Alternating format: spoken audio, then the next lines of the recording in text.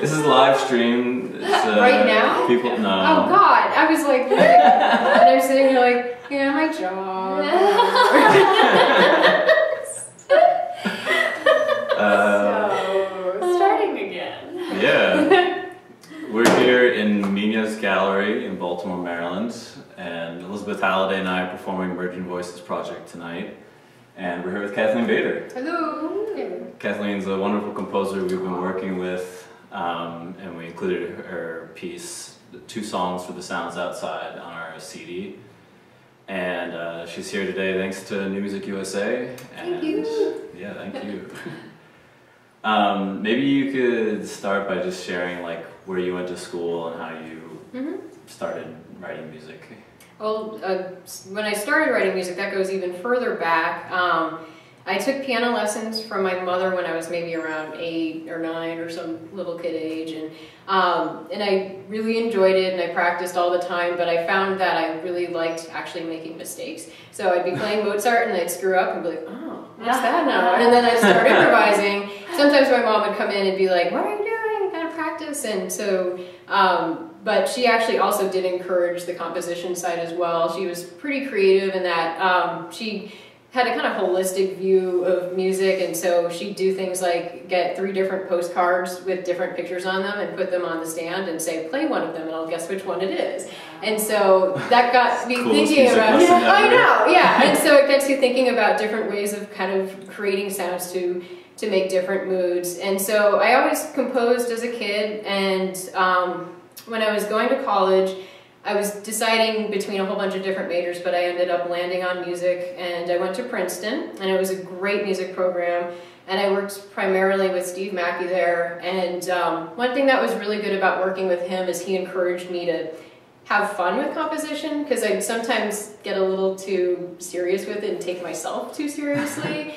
And he'd just be like, just play around, just put some notes down and shuffle them up and see what happens. And so I think that was a really good lesson for me to be able to kind of break through some of my, I don't know, self-doubt and, oh, this piece must be a certain way and that kind of thing.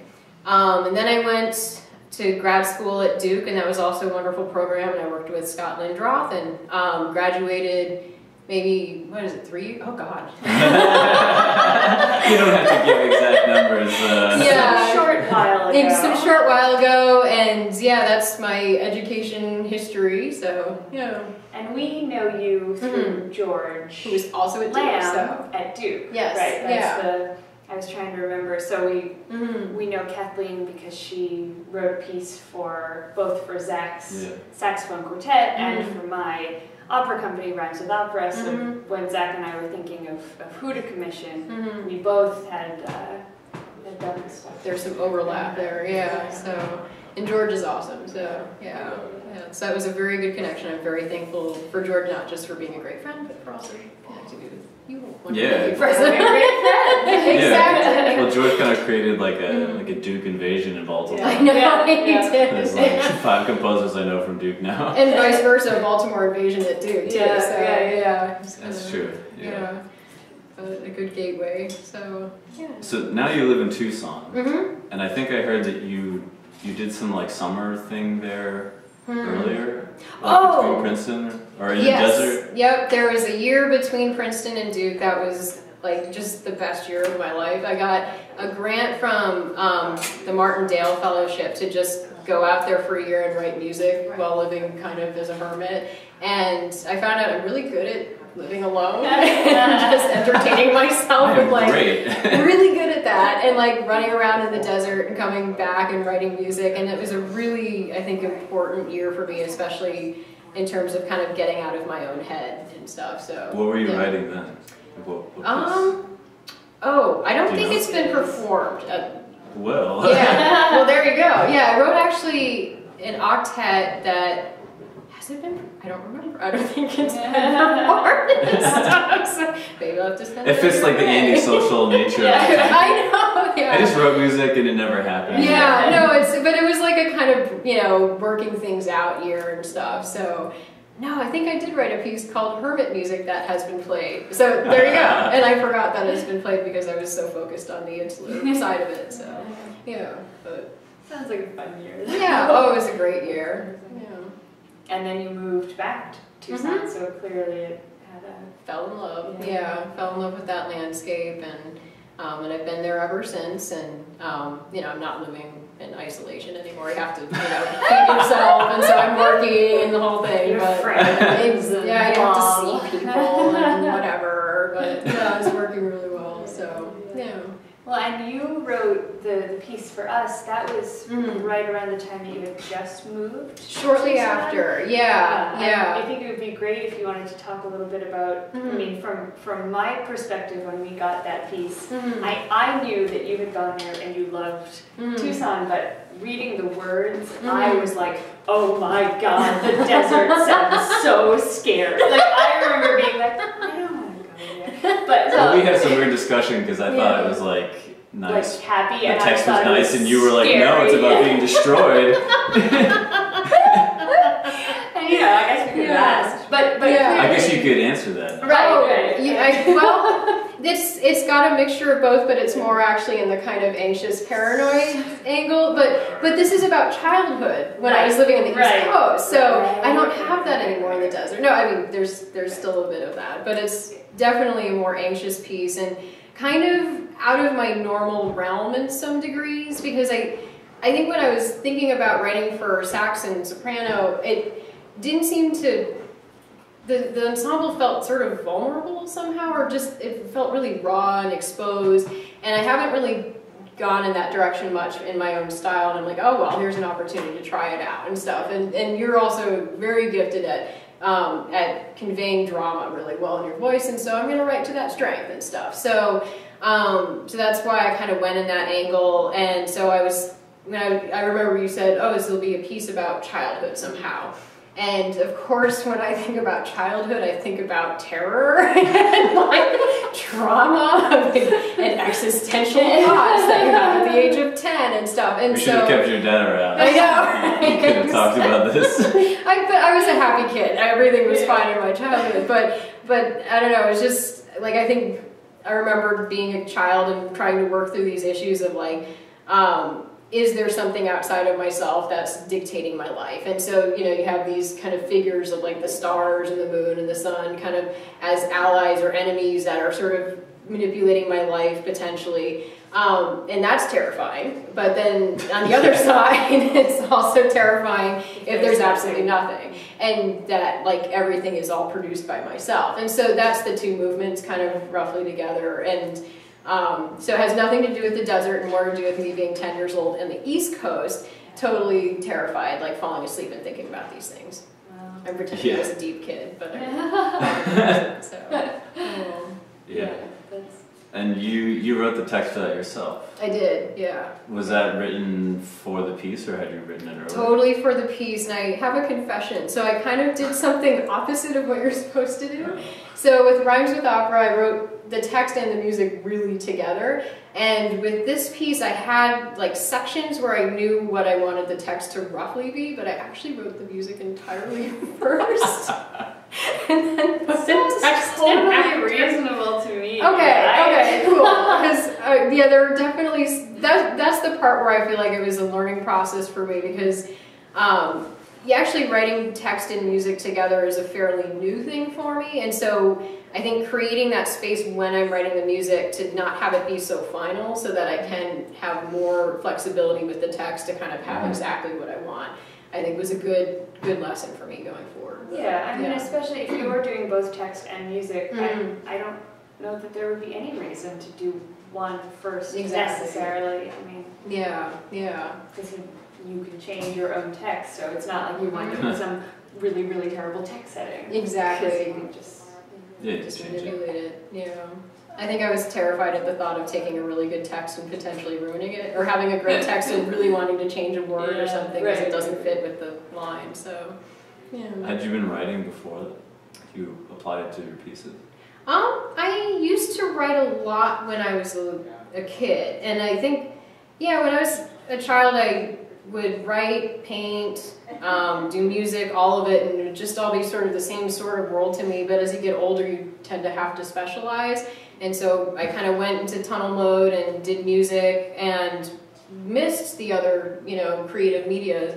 And so it's been kind of nice not having to be a music grad student and being able to return to some of that a little bit. So I think that was maybe where some of the writing came in, is like, well, I might not be that great at it yet, but I want to kind of get back in there. So have you also been doing things like painting recently? Been wanting to do more of it. I have all these paints on my shelf, and I've done a few paintings and some drawing, but it's definitely one of those things where like when I have a week vacation, my dream is to just like sit and paint and write music and maybe write a few words here and there, and just sort of get lost in all the different media. Yeah. So yeah, That sounds really nice. I know. When I have a 1 week vacation. Let's take a week.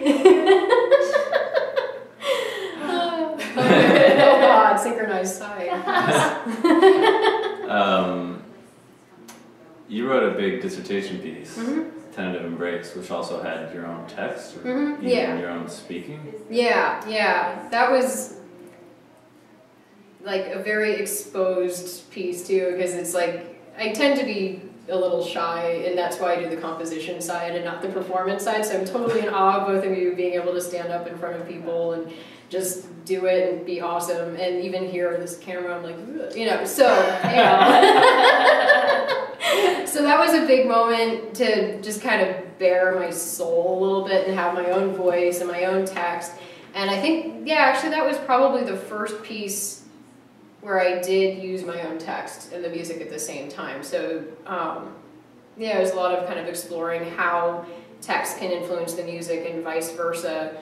And the piece was actually sort of a culmination of a lot of things that I had been thinking about for a while, because when I was probably in undergrad, yeah, I got really obsessed with music being kind of an abstract media that doesn't reference anything and that doesn't represent anything specific. And Obsessed in a good way, or like feeling bad about that? Yeah, in a good way. It's like, this is what music is. And so I'd even feel guilty like listening to, not guilty, but I treat like music that had text as like a guilty pleasure or something. It's like, this So is so literal. Exactly. And I had a lot of that sort of broke down a lot actually the year I was out in the desert, because I think I liked music to be this abstract world that you could sort of escape into, and I realized it can actually be really powerful when it intersects with the real world. So I think the desert in a weird way helped me to break that down, because I found it really beautiful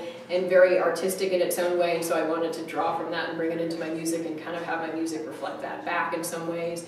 And so the dissertation kind of represents a lot of that, because I do kind of invite the desert in literally by having soundscapes from the desert, but then also having the text where I have it be very, like, different musical moments.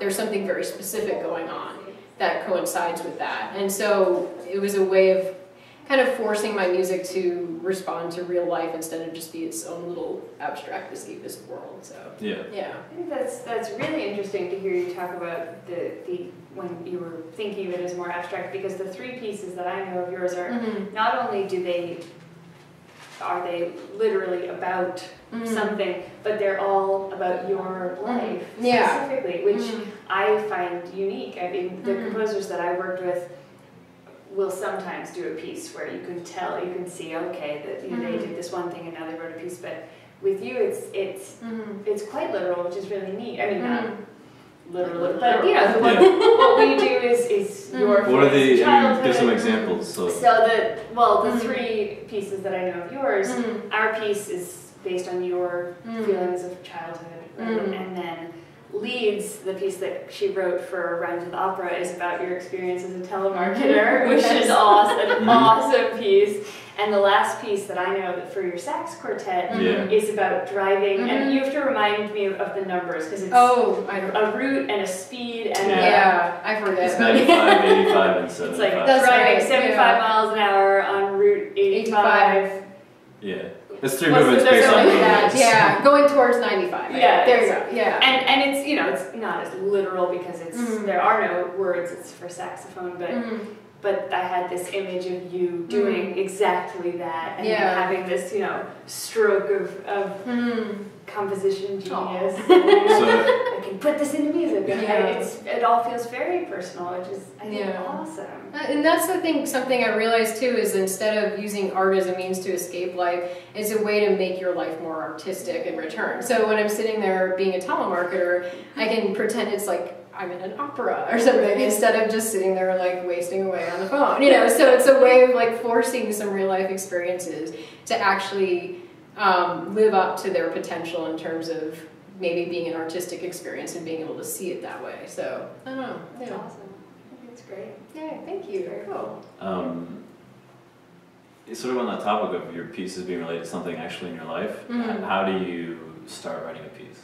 Does that idea come first, or are you writing stuff and then you apply something to it? Case by case basis, I think. Yeah. So the dissertation is an example of tentative embrace where I had it all mapped out ahead of time. I actually had the text first. That's good for a dissertation. Oh yeah, I know, and you have to, because you have to write proposals and you have to prove what you're going to do. And so I go to my advisor and be like, this is the layout, and do you approve? Yes, okay, then I'll pass. So anyway, so that one was really mapped out, which actually is a little bit different for me because sometimes I start from the music first, and then I kind of feel out what it intuitively seems to relate to in terms of real life phenomena that I've maybe experienced, and just trying to find that overlap, and then kind of the life experience and the music can then relate to one another in a weird way, and that can influence how I then shape the music from there on out. So oftentimes I just write out a little idea and kind of sculpt it, and then it expands outwards based on sort of maybe a system or structure that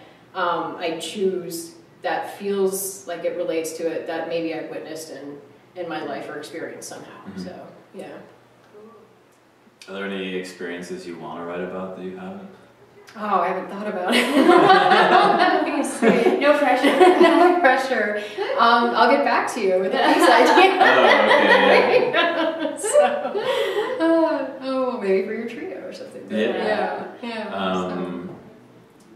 I want you to talk about the way that your like instrumental lines and often vocal lines have like these rhythmic cells that repeat. And I always describe it to audiences like a kaleidoscope, or like these different things are like shifting over each other. That's actually really nice. Yeah, I've thought about it myself sometimes as like a tapestry where you have these different threads that kind of come to the fore and go to the background and kind of create a woven picture. And I think a kaleidoscope, I think, is also a really nice metaphor for what's going on. And I think it may have started actually with my love of Stravinsky, because like every composer everywhere, The Rite of Spring was the piece that made me want to write music, blah blah blah. And but there's something he's able to have like these repetitive motives that just kind of come to the fore and then recede into the background. And I think what's so exciting about him is you can hear the same piece many times, but pick up different little details each time. And he seems to, I think, take the same idea but shift the context around it so that it's given new life. And I think that's something that I got really inspired by for my own music. And so that's, one technique that I tend to do a lot is just take one idea and then sort of play with different contexts for it and see what happens with it. And so the nice thing is you have built-in continuity, because everything's going to have to relate because there's an idea that's continuous throughout, but then you can kind of play with the textures, the harmony, the structure around that idea, and kind of see how that one same thing can take on life throughout that development. So. And then you leave no room to breathe. I'm so sorry, I know. Next time I'll have like a repeating motive that has more rests in it. Well, I imagine that is, as a non-composer, I imagine that is a challenge when you're writing for a duo, right? Is there's got to be this concern that if you have too much open space, it suddenly is just, two people doing music. Kathleen's music in particular is, once it starts, it's at least in our piece, it's this train that continues and continues, as Zach and I wither and die from lack of... Well, that was totally intentional, thinking about the, content of the piece and what it's about. It wasn't intentional, I just have to learn how to write rests. It's right, it instills the correct emotional very cool, but you definitely feel like I'm on and off the planet. Here we go. Yeah. But it's neat. I wonder if I would be interested to know if other composers felt any sort of pressure.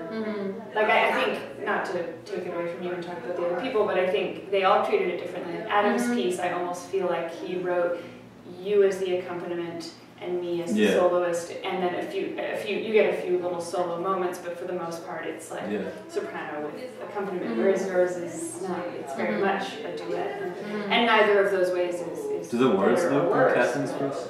Yeah. A few of them, yeah. Pay attention. The stars are laughing a lot. And well, sorry. No, it's all. I mean, we love your piece. Oh, good. Yeah. That's cool. Yeah. And next time I'll let you breathe. I'll find a way. Yeah. We just drop notes and don't tell you. What I don't notice doesn't hurt. That's true. Cool. Neat. So when are you going to move to New York so that you can hang out with us? Yeah, I mean, is Tucson your permanent home? I think so. I mean, at the very least, I'm staying in the Southwest because I do really well with big horizons. Because I think I'm maybe built a little anxiously, so not being able to see the bigger picture quite literally can sometimes make me a little bit in my own head. And so seeing big skies and reminding myself that I'm just a small person on a very big planet just is, I think, a very nice thing. So. I'm always impressed when, I'm from New England, and it turns out I can't ever leave the East Coast ever because I just wither and die. And I'm always interested when people are able to transplant either just from coast to coast or into somewhere else in the middle, because I have found that the landscape and the architecture and the weather, it's all, I really feel like it's in you have a me. tattoo of Massachusetts. I have a tattoo of Massachusetts. It's like branded on you now. You're that kind of person. But I'm always, it's your state of mind. Right. Sorry. Oh. I had to throw up. So, no, I think it's neat when people, number one, like aren't just indoctrinated by where they grew up, and are able to. Or they recognize the seasonal effect of despair. Right. Yeah. So I recognize it. I just embrace it. Oh, there you are. Yeah. No, I think it's cool. I hope we can come out sometime. Oh, it would be awesome. Yeah. And then I can try to persuade you to move out to Arizona. Oh, right. And we'll have like a whole new burgeoning art scene. We'll take over. Oh yeah. Watch out. Exactly. Yeah. We've got all the big rattlesnakes. We were driving down here talking about like the difficulty of being out of school and maintaining good creative energy while having jobs and things. Oh yeah. And you took your I don't know, what would you do, a telephone job. Oh yeah. Telemarketing, and spun it into a piece eventually. Yeah. So maybe you could talk about what it was like finishing school and then just like going to a whole new area. Yeah. It was. I had a lot of anxiety just before because it was right when the economy was awful, and so there's that paranoia of not getting. It's not even paranoia. It's just a reality of like, oh God, will I be able to feed myself and make a living? But it was actually kind of oddly liberating. I do miss having all the time and energy to be able to really focus on writing a piece for sure. That's something that I think will be kind of my eternal struggle to find the balance between feeding myself and having energy to compose, So that's something that I think I will always be working on, and I haven't really been writing a lot lately, and I just need to make more of a conscious effort to do it. But when I initially left grad school and just decided I'm going to live in the desert, it felt like a real moment of me really choosing what I want to do and not feeling like I had to jump through any hoops to prove anything. Like if I was writing music, it was strictly for me now. It wasn't to get a degree or to look good or have a professor approve of me or something or try to get some tenure track job. And so I think taking the pressure off of the creativity as a means for advancing myself, I think was really actually kind of nice. So now when I am creative, which isn't nearly as often,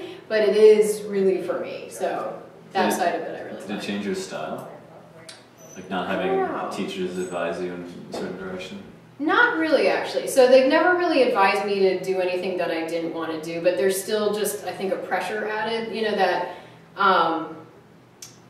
that can make me take it too seriously sometimes, where the stakes feel really high even though I know they're really low. Like, I mean, okay, I write a piece and the note's wrong, like, okay, like the world's not going to end and stuff, but you can kind of get convinced that it will when you're in that mode. And when I'm just writing for fun now, like I recognize that the stakes are low, and so it really is just something for me and whoever might be enjoying it. So hopefully enjoying it. So Sounds really great. And then, like, preparing for today, I was listening to one of your interviews with Rhymes with Opera. Okay. Which is on SoundCloud. And you were talking about starting to do some computer things. Oh yeah, like with working Logic. in Logic. Yeah. I don't know when that interview was. I know, I was trying to remember. So Maybe. that could have been like 4 years ago, but I think it was like last summer. It was last summer, and I haven't done much more with it, so it's one of those things where I want to, and I struggle to find the balance and everything. But actually, I have been playing with it more and trying to learn more with it. But I kind of fall victim to all the buttons. I'm like, ooh, there's so many things I can try. So I have like the same 2 minutes of music that I haven't expanded in any way, and I've just been like playing with filters and effects and that kind of thing. So eventually I'll just move on and write a full song, but we'll see. I don't know much about that program and about what the buttons are.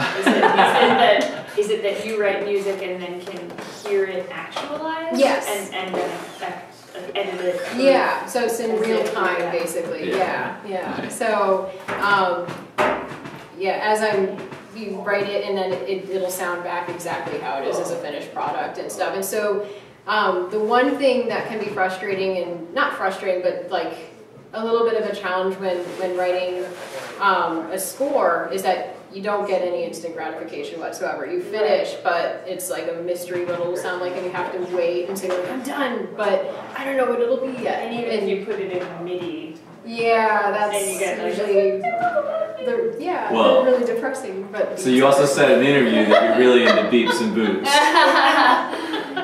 So clearly that's what we're going to talk about and laser next. sounds. Laser sounds. Laser sounds are awesome. Anyway. I can't wait to hear your next piece. Yeah, I didn't give us any laser sounds. Do you want laser sounds? Maybe I'll add one in. Oh, good. That would be amazing. I would be very excited about that. You need to talk about this beep thing, because I don't know. in Rhymes with Opera you were like, yeah, for years I really like beeps. So Zach was like, what does that mean? Just like making them myself. Like I'll be walking around like beep, beep, beep. Like I'm just beeping. Like I don't know what it is, and I think very literal. Very, very literal. I just really like them, and I think, come on, I'm trying to figure out a serious answer. have you ever used it? It doesn't have to be serious. Yeah. Have you ever used it in a composition? Yes and no. Never in a real composition, but I did write. Only in my fake imaginary ones. No, but I did like make a birthday song for a friend where I sang happy birthday and like a kind of like weird techno beat, and then I had laser sounds at the end. So that's one place where I have, but that doesn't really count. Picture the end is like.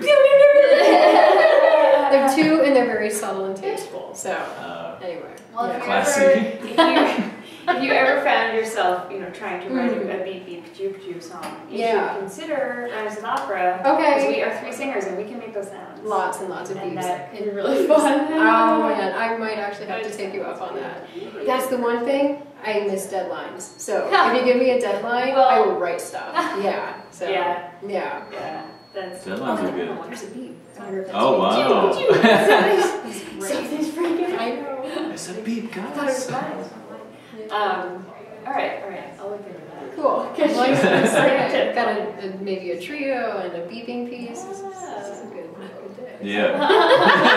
Come to Baltimore. Make it happen. We all come to Baltimore. Yay. And things happen. So keep waiting. Baltimore. Yeah. Well, tonight will be fun because it's the first time you'll have heard us perform your piece. Oh yeah, first time live, other than I think a Skype interview where it's like slightly delayed and what's the pixel version of sound? Like it's all pixelated, but in the sound crappy. Exactly. So and you've heard the CD. But and the CD is beautiful, and so I'm just excited to see it unfold. Well, that must have been kind of a weird experience, like writing it, and then we did one Skype rehearsal with you. And then like 2 months later, you just get a recording in the mail. It's like, there it is. It's all done. That's the performance now. I know. I could pretend I was like a real pro where I'm just like knocking out these pieces left and right. No, whatever. Okay, I'll take the CD, and I never see it live. But I was actually very, very excited. So, but I usually have the live experience before that, and so it was like, whoa, it just kind of happened. That was actually us too. Perfect. We put the CD up before we performed anyway. Oh wow, Oh, so that must have been. That was really weird. Really weird. Like completely knowing these pieces inside now before doing any performance. Normally it's like built up first. Right. Yeah. Except for the Lateman, the Lord Lateman we performed a number of times. Did that change how you approach the performances, do you think? It made the CD crazy where we're like, we have 2 weeks to just completely master this. Wow, you guys did an amazing job too. I heard it and I was just like, oh, they did it. They made it better than I could have imagined. So editing's nice. I mean, I learned that I really hate recording. Oh no. I only want Well, to we did it like during live. 100-degree weather. And In a basement. Like the worst, an un-air conditioned basement. It was like the craziest conditions. Like 10 a.m. Wow.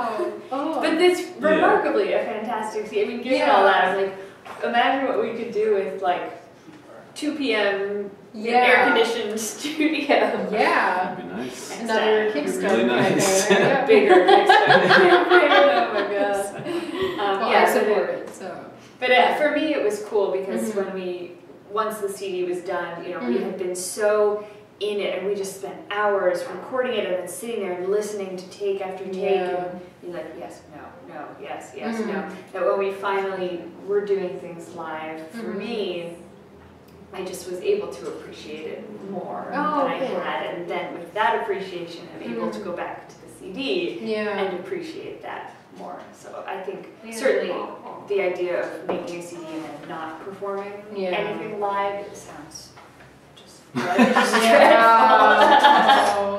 So I mean, we've been. You're like my opposite. You just love performing. I'm like. But we've been touring with this music for 2 years. Yeah. 1 year. 2 It's always years. more than I think. I think it's 2 years. So that's really, I mean, it's so neat now to be able to drive 4 hours to Baltimore and be totally comfortable with the fact that we have to perform in like an hour. Oh yeah. The repertoire is so like. It's sort of opposite the new music specialist mentality of I'm like, why am I playing stuff that's 2 years old? Right. Why am I playing music I already know? It feels weird. Or like the fact that we're not like, oh my god, I learned this yesterday. And then we change the way we play it, and we you grow in a different way you've never learned to do. Have you found that you've changed how you've approached all the pieces over performance? Oh, cool. I think so. I mean, it's anytime we have time away, I think when we come back to it to rehearse just in the days leading up to this one and to all our gigs, there's always new stuff where, because I think it helps that when we're not doing this project, I'm off doing my other music projects and you're off doing your other music projects, and hopefully we're both still like growing and learning and when we do come back to this same repertoire, we're able to look at it with at least a slightly different perspective. Those really experiences can inform new ones. Cool. That's great. Well, thank you so much for being able to fly from Arizona and be here today. Thank you so much for commissioning me and performing it beautifully and for figuring out a way for me to come out here. So this is really cool. It's wonderful. So, Group hug. We can't because we won't fit in the camera view, but yay, we did it. Alright. Cool. Alright, concert tonight. It's going to be great. Thanks, New Music USA. Thank you. Yay. Best.